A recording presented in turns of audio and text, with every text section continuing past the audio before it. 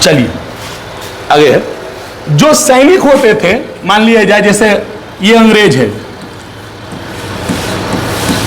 और ये राजा है, ठीक है। तो राजा के यहां जो काम करता था सिपाही, एक राज्य ये है और एक राज्य ये है, तीन राज्य। ये राजा इस पर आक्रमण करता था पहले के टाइम में, ये इस पर भी आक्रमण करता था, ये इस पर भी आक्रमण करता था, नहीं करता था। और आक्रमण करने के बाद ये अपने ही देशवासी, इसका इसी के देश का न था आदमी जी, अपने ही देश के लोगों को मार करके इस राज्य पर क्या करता था, कब्जा करता था, नहीं करता था। तो इसको मोह माया है, रहेगा नहीं रहेगा। और यही चीज अंग्रेज जब इन राज्यों पर कब्जा कर लिया, जैसे इस राज्य पर इस राज्य पर इस राज्य पर कब्जा कर लिया, तो यहाँ के जो सिपाही थे, अंग्रेज बोला चलो तुम मेरे साथ रहो, तुमको हम नौकरी देंगे। अब चलो इस राज्य पर बाकी है ई राज, चलो लड़ना है इससे, चलो लड़ना है इस राज्य से, चलो लड़ना है इस राज्य से। तो ये तो पहले से लड़ते आ रहा है अपने अपने बगल वाले पड़ोसी राज्य से, तो इसको फर्क क्या पड़ेगा। राजा के टाइम में भी वही काम होता था और अंग्रेज के टाइम में भी, तो उसको एहसास नहीं हुआ कि इसका आने वाला परिणाम कितना बड़ा दुष्परिणाम होगा, इस बात का अंदाजा नहीं था। समझिए ना। तो ये याद रखिएगा, भारत अगर गुलाम हुआ तो अंग्रेजों की औकात नहीं थी गुलाम करने की। भारत गुलाम हुआ अपने ही देशवासियों के कारण, अपने ही देश के जो सिपाही थे, जो अंग्रेजों के साथ जाकर मिल गए, उनकी गलती के कारण भारत क्या हुआ, गुलाम हुआ। अब उनके साथ दिक्कत क्या हुआ, इस बात को देखिएगा। दिक्कत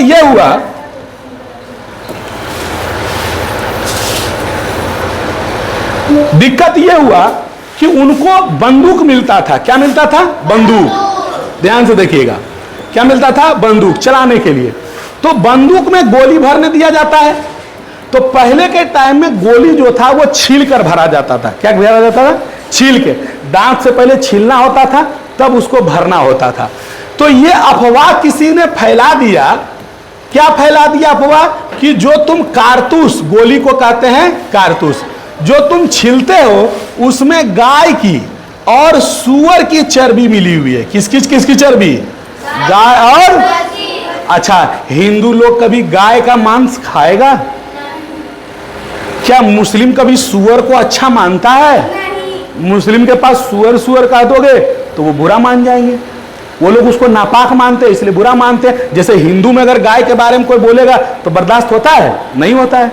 उसी प्रकार मुस्लिमों में भी सूअर की जो बात होती है वो भी कोई बर्दाश्त नहीं करता है। तो मुस्लिम को लगा कि हमारा धर्म नष्ट हो रहा है और हिंदू को लगा कि हमारा धर्म नष्ट हो रहा है। ये बात फैल गया पूरे छावनी में, पूरे अंग्रेज जितने हमारे भारतीय सिपाही थे उनको लगा अंग्रेज देखो सब काम करवा रहा है ठीक है, लेकिन अपने धर्म को नष्ट करवा रहा है, ये ठीक नहीं है। जैसे अगर हम अपने देश की बात करें तो याद रखिएगा कि हिंदू में अभी बिहार की जो पॉलिटिकल स्थिति है उसको देखिएगा। पॉलिटिकल स्थिति है कि बिहार में मुस्लिम और यादव ये दो ऐसे जात हैं जो चुनाव में साथ रहते हैं। लगभग राजद यादवों की पार्टी मानी जाती है, भले वो कहते हैं माई बाप की पार्टी है, लेकिन ज्यादातर उसमें यादवों का वोट गिरता है, नहीं गिरता है? राजद में गिरता है नहीं गिरता है? यादव लोग 90% उसी में वोट देते हैं। और उसका साथ कौन देता है? मुस्लिम नहीं देता है।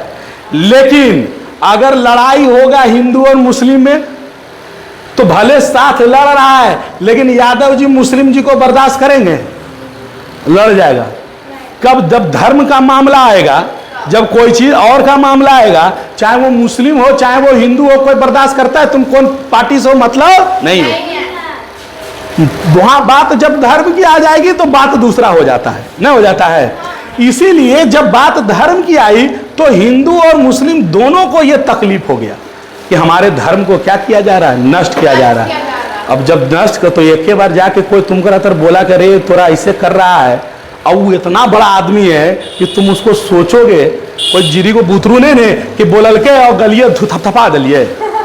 अंग्रेज है, पावर है उसके पास, सेना है उसके पास, बंदूक है उसके पास, और तुम डरपोक आदमी हो, उस समय डरपोके थे, हम लोग डरते थे, उसमें कुछ लोग बहादुर थे, तो तुम एक के बार जाके अंग्रेज को नहीं पीट दोगे। तो अंग्रेज को हराने के लिए धीरे धीरे धीरे धीरे धीरे धीरे क्या करने लगा, चाल चलने लगा, दिमाग लगाने लगा कि अंग्रेज को कैसे हम मजा चखाएं। तो भारतीय सिपाही अगर नाराज हुए तो क्यों नाराज हुए, बंदूक में गोली भरने के वजह से। याद रहेगा कि नहीं याद रहेगा। और बंदूक में कारतूस जो भरा जाता था, उस कारतूस में यह अफवाह फैलाया गया कि उसमें क्या है, गाय और सुअर की क्या है। तो इस बात से तो हिंदू और मुस्लिम को दोनों तकलीफ होगा कि नहीं होगा, होगा ना जी। तो ये हो गया तुम्हारा। आगे देखिए,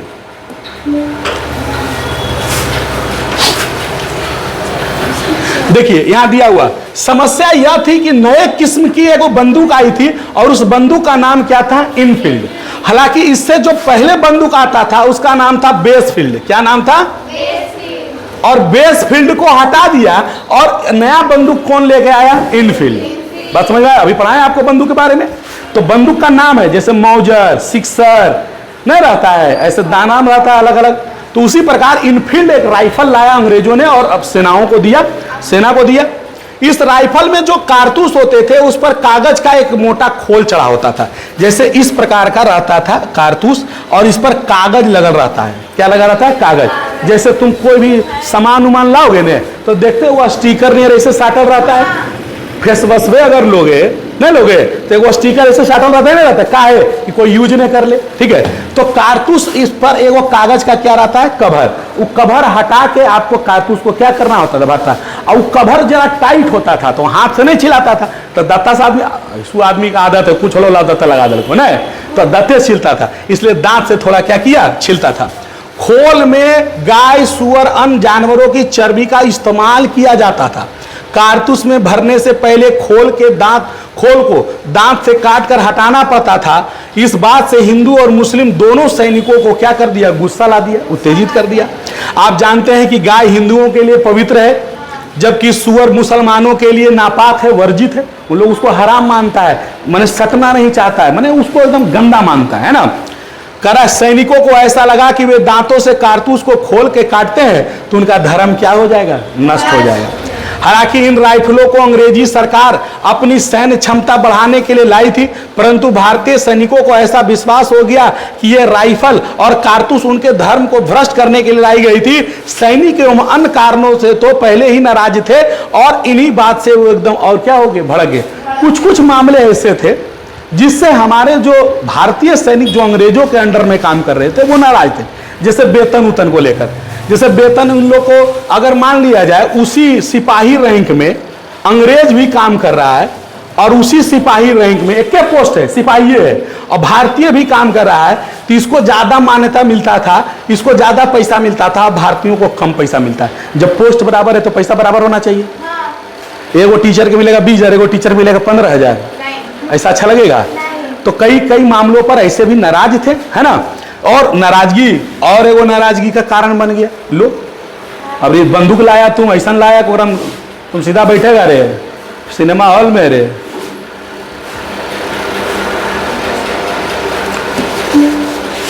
देखिए विद्रोह आखिर ये जब पहले बोल दिया लड़ाई का, अगर 1857 की क्रांति हुई तो पूछेगा मेन कारण क्या है, तो क्या बोलेंगे, बंदूक। और बंदूक में क्या, बंदूक में गोली भरना। आई बंदूक का नाम क्या है बउआ, इनफील्ड। क्या नाम है बंदूक का? और इसमें एक विशेष प्रकार की गोली भरा जाता था। वो गोली के ऊपर क्या रहता था, कवर, कागज को उसको छीलना पड़ता था। और ऐसा कहा गया कि उसमें गाय और सुअर की क्या है, इसीलिए भारतीय नाराज हुए। और 1857 का जो विद्रोह हुआ, बस यह वो कारण था, ये बड़ा कारण था। देखो जैसे वो कहावत कहता है कि ई बेंच पर लड़का बैठल है, एगो तोर पीछे भी बैठल हो, नहीं तो एजा एगो बैठल है, एगो एजा बैठल है, एगो एजा बैठल है, एगो एजा बैठल है, एजा पर भी बैठल है, 4 गो मान लिया जाए, नहीं ये 5 गो बैठल है। अब देखिएगा जरा ध्यान से, ई वाला एक टिकिया देते फूच नहीं पूछते, पूछो है बैठल हुए तो जरी से। अभी टिकिया फुचल के थे, एक बार में की कहते, अरे क्या ही रे नहीं बोलता नहीं बोलता है। एक बार में खाली देख के चुप रहा आदमी, धीरे चलो फिर ही पूछ देगा दोबारा। अरे नहीं समझ में आ लो ठीक है, पूछ रहे नहीं बोलेगा, बोला ना बोलेगा। अब तिबारा पूछेगा, मार उड़ खाई नहीं गिरे सर देखिए टिक पूछ रहा है नहीं, 2 बार 3 बार थोड़ा पहले एक के बार में मारिए नहीं देता है, 2-3 बार पहले समझाता है, और चौथा बार जहां पूछनी पलट के एक झापड़। बस समझे। तो कोई भी अगर लड़ाई होती है तो लड़ाई एक बार में नहीं हो जाती है, लड़ाई का धुआं धीरे धीरे धीरे धीरे उठता है, और कई कारण जब मिल जाते हैं और कोई एक ओकरा में आग में घी डाले वाला बात कर दिया, हो गलो लड़ाई जो। बात समझे। तो छोटी छोटी बातें हो रही थी और बड़ा बात हो गया, कारतूसी तो धर्म में भ्रष्ट करने वाला बात हो गया, बस हो गया लड़ाई। अब देखिए विद्रोह कैसे शुरू हुआ। 1857 में बैरकपुर छावनी में 1857 में एक छावनी था। छावनी किसको बोलते हैं समझते हैं? जैसे शेखोदेरा गए हो कौवकोल, शेखोदेरा में कैंप है, वहां सेना लोग रहता है।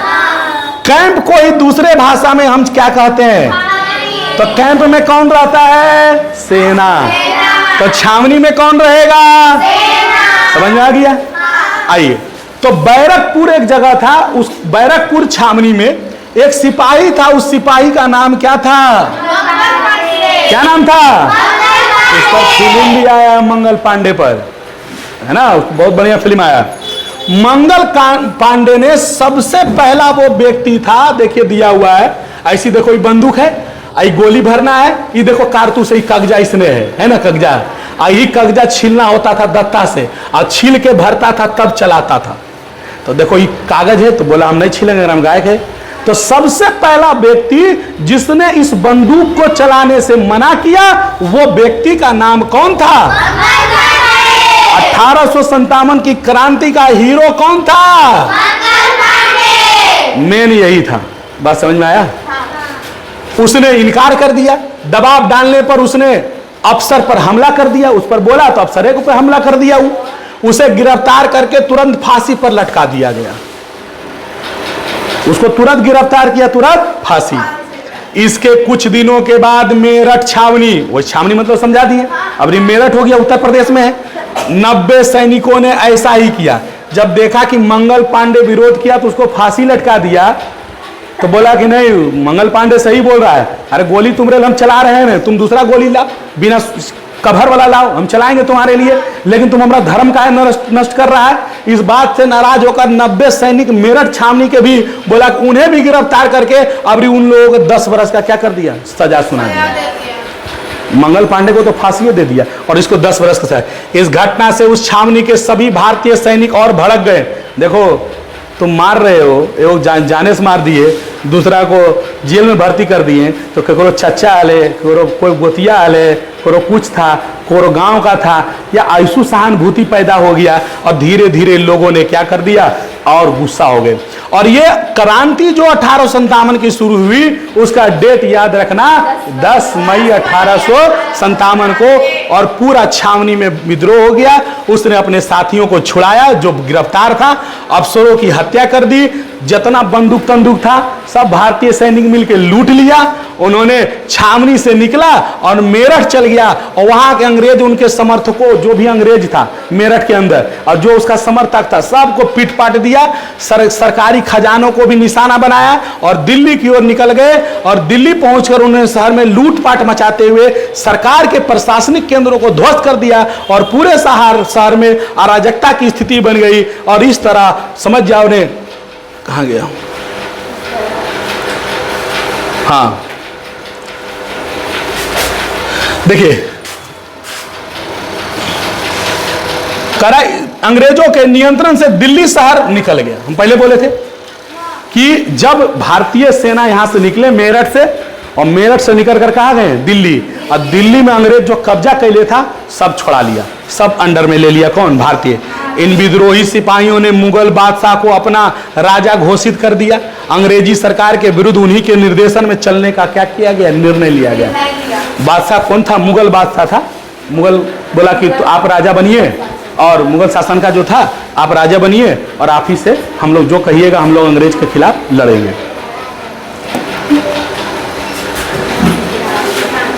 देखिए सैनिकों ने इस कार्य में खास बात यह रही कि मेरठ और दिल्ली दोनों ही शहरों में शहरी लोगों का एक बड़ा वर्ग उनका क्या दे रहा था, साथ दे रहा था। गतिविधि देखो कैसा हुआ, कैसे कैसे लड़ाई हुई। लड़ाई तो हम लोग जान गए कि 10 मई 1857, शॉर्ट में भी समझिएगा। यहां विद्रोह हुआ। विद्रोह कहां हुआ भैया? मेरठ छावनी में। कहां हुआ? मेरठ छावनी में। और विद्रोह ऐसा हुआ कि जो गिरफ्तार सैनिक थे उसको क्या कर लिया गया? छुड़ा लिया गया। और जितना वहां का अंग्रेज सेना था, अंग्रेज सैनिक था, सबको क्या किया? मारा। और वहां से निकलकर कहां चल गया? दिल्ली। कहां चल गया? दिल्ली। और दिल्ली से भी अंग्रेज को क्या किया? हटा दिया। और राजा किसको बनाया? मुगल शासक को। किसको बनाया? इतना हुआ। लेकिन इस बीच में ही तो आसानी से इतना दिल्ली आसानी से चल गया। हम कहे दिल्ली चले गए तो आसानी से चल गए? इसके बीच में घटना तो हुआ होगा, कई बात हुआ होगा। उस घटना को थोड़ा सा देख लेते हैं कैसे हुआ। जैसे जैसे दूसरे सैनिक छावनियों, अंग्रेज जमींदारों और किसानों, शहरियों को मेरठ और दिल्ली की घटनाओं का पता चला, वे लोग भी अंग्रेज के विरोध में क्या होने लगे? सक्रिय होने लगे। अगल बगल के राज्यों में लोगों को, किसानों को जब पता चला कर दिल्ली छूट गया, दिल्ली अंग्रेज के हाथ से चला गया, दिल्ली पर भारतीय सैनिकों ने कब्जा कर लिया, तो अगल बगल के लोग भी विरोध करना क्या कर दिया? शुरू कर दिया। बोला अब ये मौका है, एकदम लग जाओ, भगाओ इसको जल्दी से ना।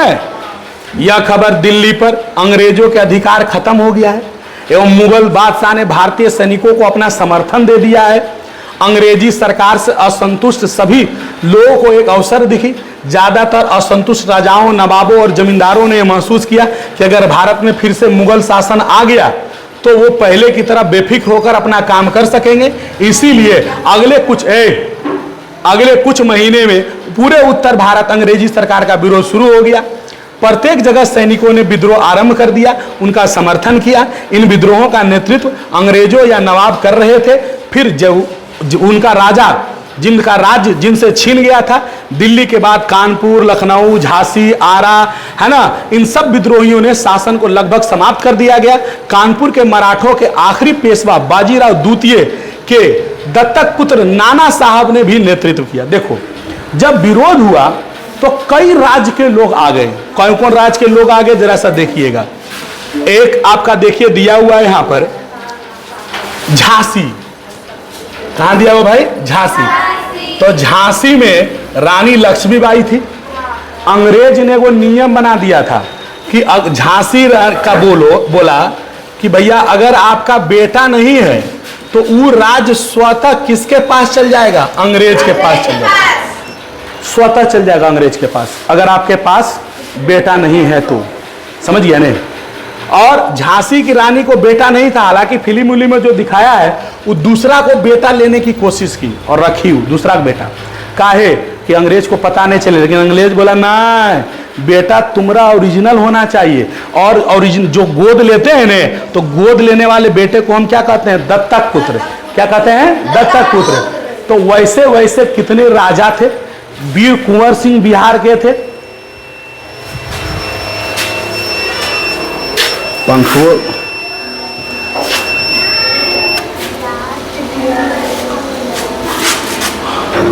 लाइन नहीं था क्या आज? हो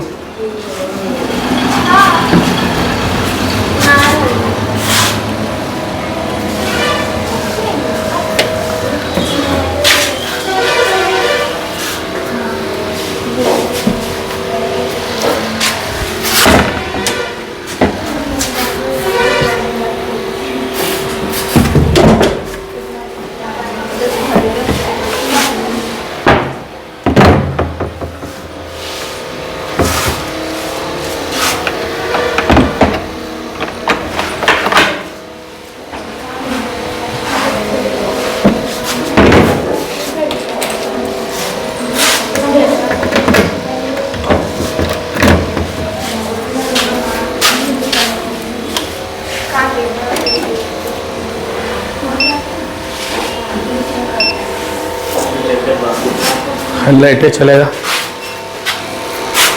चलो 5 बज भी गया। ट्रांसलेशन वगैरह लाए हैं कुछ?